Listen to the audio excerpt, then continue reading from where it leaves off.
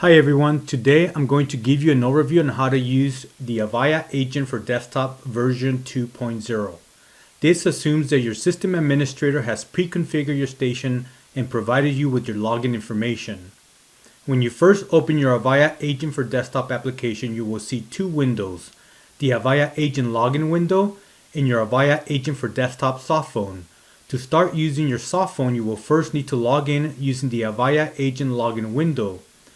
Under Station, on the Use for Audio drop-down menu, choose My Computer to use the softphone as an IP station. Under Station ID, enter your extension number and under Password, type in your password. If you want to automatically log into your extension when you open your application, checkmark the Automatic Sign-In box.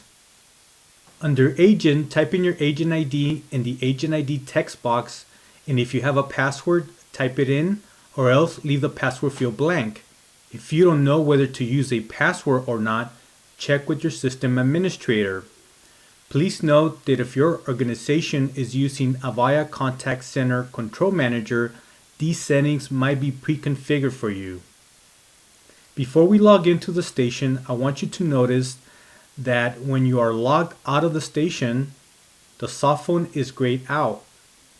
We are going to sign into our station by clicking on the Station Sign In button. Once logged in, you will notice that the color of the handset icons change from gray to green.